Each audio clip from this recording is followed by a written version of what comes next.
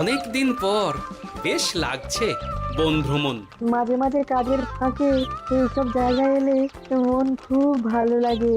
শুদ্ধ বাতাস, মাটির সোনা গন্ধ, পাখির কলতান, আহা।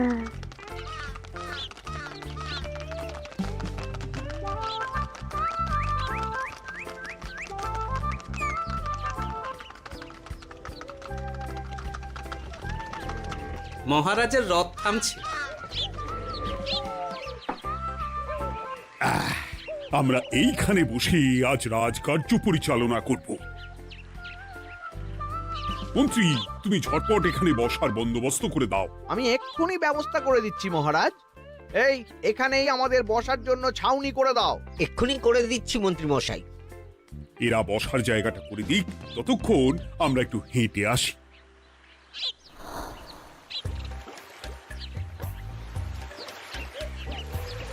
সকালবেলা হাঁটা শরীরের পক্ষে খুব ভালো মহারাজ।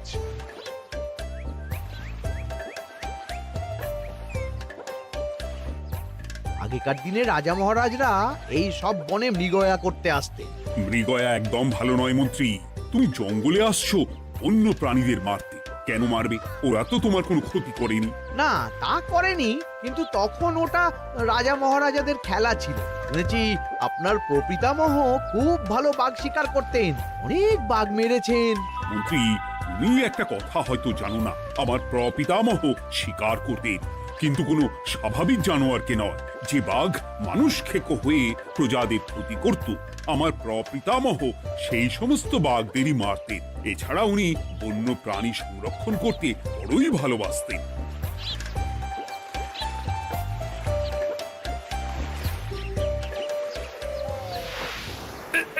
উফ, এটা আবার কি? এই এটা আবার কোথা থেকে উড়ে এলো? কোথাও তো ঝড় হাওয়া কিছুই নেই।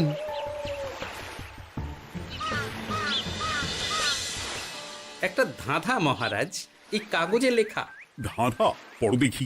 জোয়ার ভাটা প্রভুর খেলা, ভাটা হবে হলে বেলা।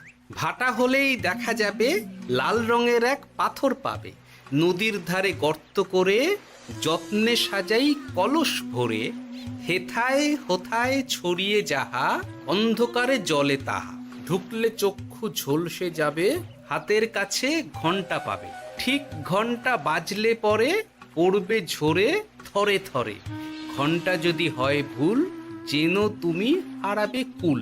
ঠিক ঘন্টা চিনতে হলে নকশা দেখো চক্ষু খুলে। সিন্দুক দেওয়ালে হাত দাও, আসল ঘটনা জেনে নাও। ওরে বাবা, খুব দীর্ঘ ধাঁধা। তা মন্ত্রী, তুমি কিছু বুঝলে? এটা একটা গুপ্তধনের নকশা। এর মধ্যে গুপ্তধন কোথায় আছে তার একটা ধারণা দেওয়া আছে। গুপ্তধন? ওটা আমাকে পেতেই হবে, পেতেই হবে। দেখি দেখি, একবার কাগজটা দাও। গোপাল, কাগজটা আগে আমার হাতে দাও, দেখি ভালো করে। এখন নদীতে জোয়ার চলছে গোপাল। একটু পরেই ভাটা শুরু হবে। হ্যাঁ, ভাটা না হলে কিচ্ছু বোঝা যাবে না। এখানে স্পষ্ট লেখা আছে, ভাটা হলেই দেখা যাবে লাল রঙের এক পাথর পাবে। তার মানে আমাদের ভাটা হওয়া পর্যন্ত অপেক্ষা করতে হবে।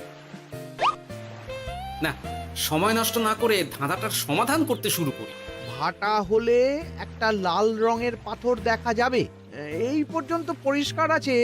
বুঝতে হবে ওর পর থেকে। পড়ো গোপাল, চলো আমরা সবাই বুদ্ধি লাগাই। নদীর ধারে গর্ত করে যত্নে সাজাই কলস ভরে। এটার অর্থ, ধাঁধাটা মাথায় বসিয়ে নিয়েছি, এবার কে কি বলবে সেটা শুনতে হবে। চলো গোপাল, আমরা ধাঁধা যেমন যেমন বলেছি তেমন তেমন ভাবেই চলি। চলুন মহারাজ, এখন আমাদের দেখতে হবে লাল পাথর। কোথায় আছে লাল পাথর? চলো চলো সবাই, চোখ কান খুলে আমরা নদীর পাড় ধরে হাঁটি। আমি একটু তফাতে হাঁটি। গুপ্তধন আমাকে একা পেতে হবে। ভাটা হলেই দেখা যাবে লাল রঙের এক পাথর পাবে। আমাকে চোখ কান খোলা রাখতে হবে। লাল পাথর, নদীর চড়ায় লাল পাথর দেখতে হবে। লাল পাথর, লাল পাথর। ওটা কি? তো এই তো লাল পাথর, লাল পাথর। আমরা অনেকটা এগিয়ে গেছি, ওদের আমার দিকে নজর নেই। এই সুযোগ, এই সুযোগ, একা একা গুপ্তধন নিয়ে পালাবো। আহ, এ, এ।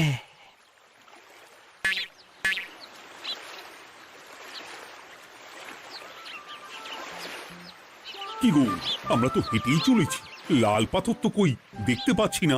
আরেকটু হাঁটতে হবে মহারাজ, গুপ্তধন বলে কথা, ওকে আর সহজে ধরা দেয়? সেটা অবশ্য সঠিক কথা। আচ্ছা, আমরা সবাই তো আসছি হেঁটে হেঁটে, মন্ত্রী মশাই গেলেন কোথায়?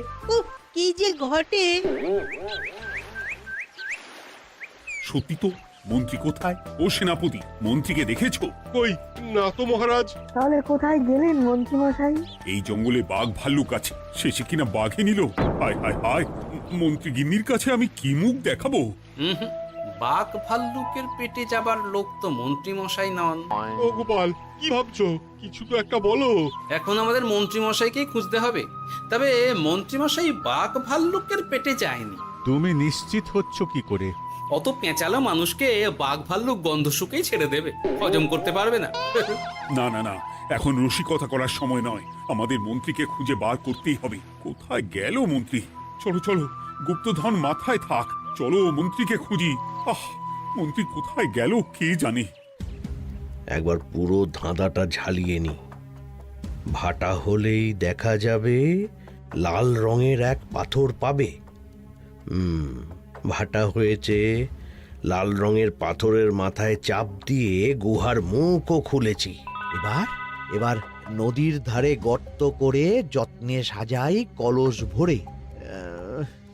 এটাই তো ঠিক বুঝতে পারছি না।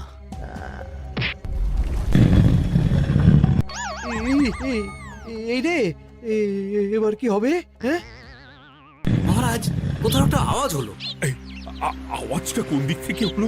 চলুন সামনে এগিয়ে যাই। আমার মনে হয় আওয়াজটা সামনের দিক থেকে এলো। আমারও তাই মনে হলো। তবে কি মন্ত্রী মশাই লাল পাথরের হদিশ পেয়ে গেছেন? আমাদের চোখে পড়লো না, অথচ মন্ত্রী মশাইয়ের চোখে পড়ে গেল। আসলে আমরা কথা বলতে বলতে গেছি, তাই নজরে পড়েনি। মন্ত্রী মশাই একা একা আমাদের পেছন পেছন আসছিলেন।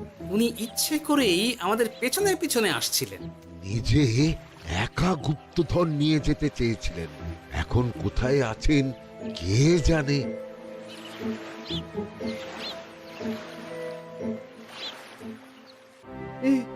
অন্ধকারে কিছু দেখতে পাচ্ছি না তো। ধাঁধাতে কি ছিল? হ্যাঁ, কি ছিল? হেথায় হোথায় ছড়িয়ে যাহা, অন্ধকারে জলে তাহা, ঢুকলে চক্ষু ঝলসে যাবে, হাতের কাছে ঘন্টা পাবে। পেয়েছি পেয়েছি, ঘন্টা ঘন্টা ঘন্টাটা পেতে হবে। ঘন্টাটা ঘন্টাটা ঘন্টা। ভাটা হলেই দেখা যাবে লাল রঙের এক পাথর পাবে, নদীর ধারে গর্ত করে যত্নে সাজাই কলস ভরে, হেথায় হোথায় ছড়িয়ে যাহা, অন্ধকারে জলে তাহা, ঢুকলে চক্ষু ঝলসে যাবে, হাতের কাছে ঘন্টা পাবে। ঠিক ঘন্টা বাজলে পরে পড়বে ঝরে থরে থরে, ঘন্টা যদি হয় ভুল যেন তুমি হারাবে কুল। ঠিক ঘন্টা চিনতে হলে নকশা দেখো চক্ষু খুলে, সিন্দুক দেওয়ালে হাত দাও, আসল ঘটনা জেনে না। এবারে ভালো করে ঠান্ডা মাথায় ভাবতে হবে। ভাটা হলেই দেখা যাবে লাল রঙের এক পাথর পাবে। সেই লাল পাথরটাই তো খুঁজে পাওয়া যাচ্ছে না, অথচ মন্ত্রী মশাই খুঁজে পেলেন। আওয়াজটা কোথা থেকে আসছিল? এই কাছে পিঠে এই কোথা থেকে আওয়াজটা আসছিল।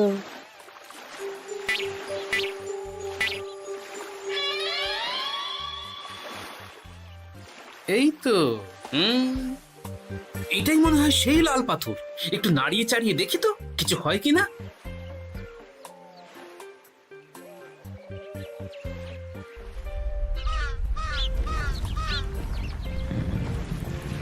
এই তো, কাজ হয়েছে। এই তো সুড়ঙ্গ। আপনারা নিচে নামুন। আপনারা কি দেখছেন সেটা বলবেন মহারাজ। সবাই যদি নেমে যাই, যদি কোনো কারণে সুড়ঙ্গের মুখ বন্ধ হয়ে যায়, তাহলে আর আমরা বাইরে বেরোতে পারবো না মহারাজ।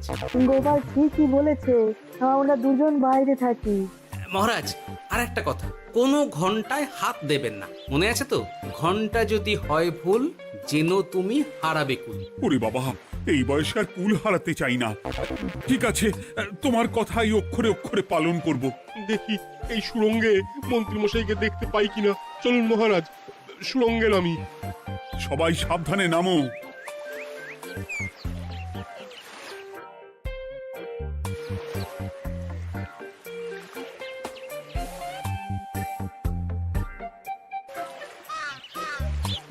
মহারাজ, ওখানে কি কি দেখতে পাচ্ছেন?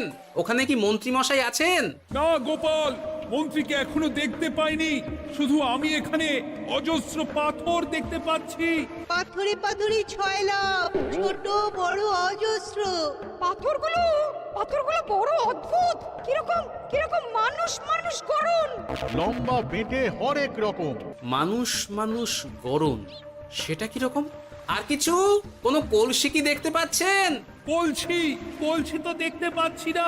মহারাজ, কলসি থাকতেই হবে, কারণ ধাঁধায় লেখা আছে নদীর ধারে যত্ন করে যত্নে সাজাই কলস ভরে। গর্তটা আসলে হলো সুড়ঙ্গ, কিন্তু কলস। মহারাজ, মহারাজ, এইদিকে এইদিকে একটা কলসের মতো কি যেন আছে। এইদিকে আসুন, এদিকে এদিকে। হ্যাঁ গোপাল, দেখতে পেয়েছি। এবার আমি যেরকম যেরকম বলবো সেই রকম সেরকমই করবেন। আমি বিজ্ঞানীকে নদী থেকে জল তুলে পাঠিয়ে দিচ্ছি। পাত্র কোথায় পাবে? আমাদের জল খাবার যে পাত্র আছে সেটা আনতে লোক পাঠাচ্ছি। ঠিক আছে। শুধু একটা কথা বলছি, আপনারা কেউই সুড়ঙ্গের ভেতরে কোনো কিছুতে হাত দেবেন না। কেন গোপাল? সব পরে বলবো, এখন আমি যা বলছি সেটা শুধু মনে রাখুন। সুড়ঙ্গের ভেতরে কিছুতে হাত দেবেন না। ঠিক আছে।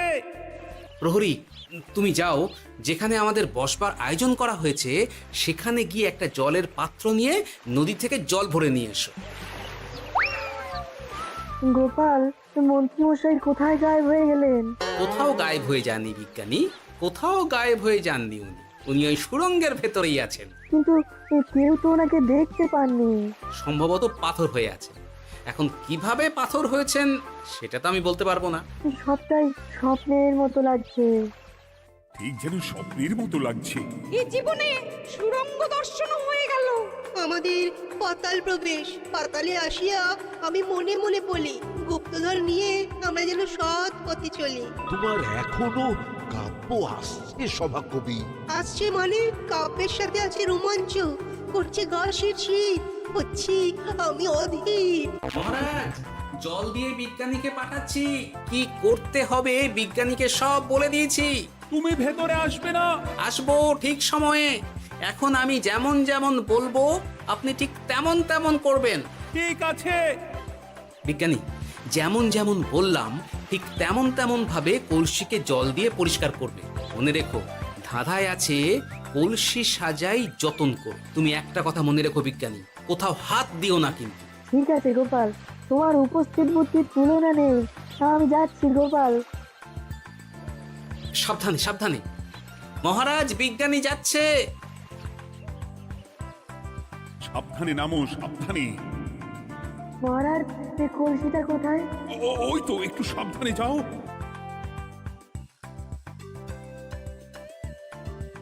বিজ্ঞানী, কলসির দেখা পেয়েছো? পেয়েছি পেয়েছি পেয়েছি। এবারে কলসিটাকে ভালো করে জল দিয়ে ধুয়ে দাও। কলসির আলোয় সুড়ঙ্গ আলোকিত গোপাল। এরপর কি? ভালো করে দেখুন মহারাজ, কোথাও ঘন্টা দেখতে পাচ্ছেন কিনা। ঘন্টা? একটা তো নয়, সার সার ঘন্টা, অনেকগুলো ঘন্টা। সাবধান, ঘন্টায় হাত দেবেন না, শুধু দেখুন।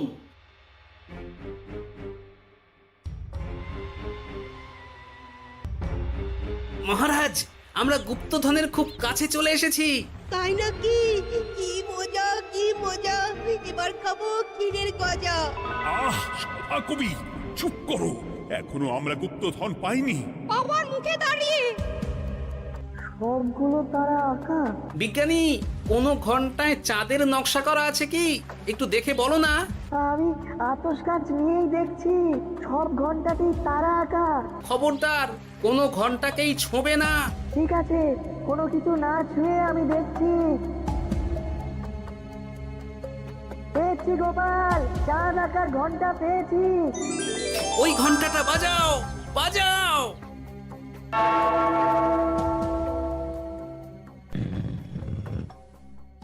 গুপ্তধন পেয়েছেন মহারাজ?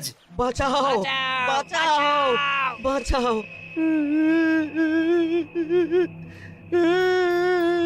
বাঁচান মহারাজ, বাঁচান বিজ্ঞানী, মহারাজ, মন্ত্রীর গলা পাচ্ছ না? মহারাজ, আমি পাথর হয়ে আছি, আমাকে মানুষ করুন মহারাজ। তুমি তো মানুষই ছিলে, হঠাৎ করে পাথর হলি কেন? মহারাজ, গুপ্তধন পেয়েছেন? পেয়েছি, তার সাথে মন্ত্রীকেও পেয়েছি। মন্ত্রী এইখানে কোথাও পাথর হয়ে দাঁড়িয়ে আছে। দাঁড়ান মহারাজ, এবার আসছি। সাবধানে এসো। আমি ভেতরে যাচ্ছি, বুঝলে? যদি কোনো কারণে দেখো পাথরটা গুহার মুখটা আটকে দিয়েছে, অমনি তোমাদের কাজ হলো পাথরটাকে ছুঁয়ে ফেলা, বুঝলে? ঠিক আছে গোপাল দাদা। আমার মনে হয় বিপদ আর কিছু ঘটবে না, তবুও সাবধানের তো মান নেই। ঠিক আছে, তুমি নিশ্চিন্তে ভেতরে যাও। বাঁচাও, আমাদের বাঁচাও, আমাদের সবাইকে মানুষ করুন। আমাকে মানুষ করুন মহারাজ। আপনাকে তো মানুষ করা হবে মন্ত্রী মশাই। আগে বলুন, আপনি পাথর হলেন কি করে? ও, মনে পড়েছে, ধারার শেষ লাইন। সিন্দুক দেওয়ালে হাত দাও, আসল খবর জেনে না। সত্যি গোপাল, তুমি না থাকলে এই এত কিছু আমাদের সবার কাছে অজানাই থেকে যেত।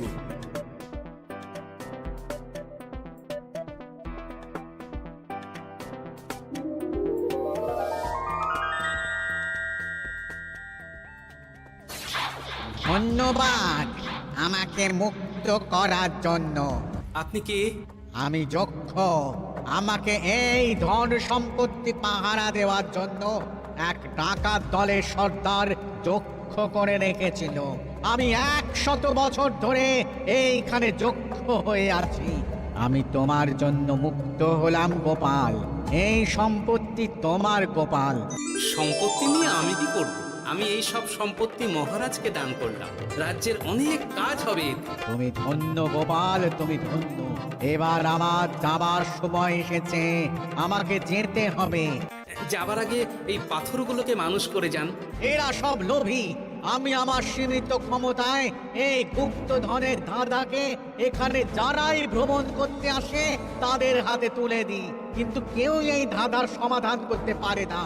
সবার মনে লোভ কাজ করে, এই লোভ এদেরকে পাথর করে রেখেছে। পাথর হলো কি করে?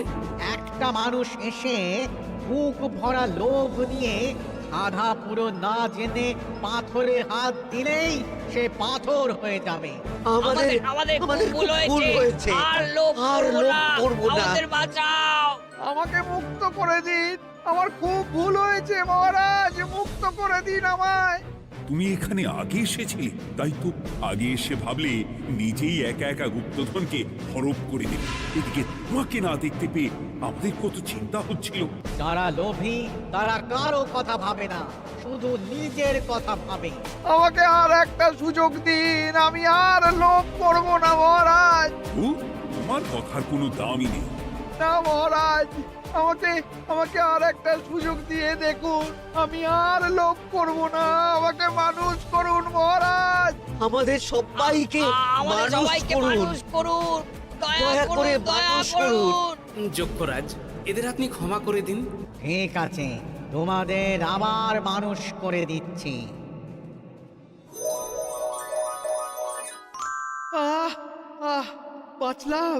বাঁচলাম। এই রকম বারবার বাঁচা যাবে না কিন্তু। এবার সাপ ব্যাং যাই হবে না কেন, ওইভাবেই থাকতে হবে, এই আমি বলে দিলাম। এবার আমার মুক্তি। মুক্তি নেবার আগে আরেকটা প্রশ্ন। যে ডাকাত সর্দার তার সম্পত্তিকে রাখার জন্য আপনাকে যক্ষ বানিয়েছিল, এই সম্পত্তি তো তাদের, আমরা তো নিতে পারি না। লোভ বড় খারাপ গোপাল। অতিরিক্ত লোভ মানুষকে পশু করে দেয়। ওই ডাকাত দল এই সম্পত্তির জন্যে সবাই কাটাকাটি করে মরে গেছে, কেউ আর বেঁচে নেই। সুতরাং এই সম্পত্তিতে তোমার অধিকার আছে, এই সম্পত্তি তুমি গ্রহণ করো। নিলাম আমি, কিন্তু এই সম্পত্তি মহারাজকে আমি দান করলাম। ডাকাত দল জনগণের সম্পদকে লুটেই তো সম্পত্তি বানিয়েছে, তাই আমি জনগণের কাজে লাগবার জন্যই এই সম্পত্তি মহারাজকে দিলাম। সাধু সাধু গোপাল, তোমার জয় হোক। এবার তাহলে আমি যাই, তোমরা সবাই সুখে থেকো আর ভালো থেকো। গোপাল, তোমার তুলনা হয় না। তোমার ঋণ আমি কোনোদিন শোধ করতে পারবো না। তুমি কৃষ্ণনগরের জন্য যা করলে তা ইতিহাসে লেখা থাকবে। না মহারাজ, আমি এমন কিছু করিনি, এই কাজ সবাই করবে। জয় গোপালের জয়, জয় গোপালের জয়, জয় কৃষ্ণনগরের জয়। জয় কৃষ্ণনগরের জয়। হাসির রাজা, জ্ঞানের রাজা, রসিক রাজা।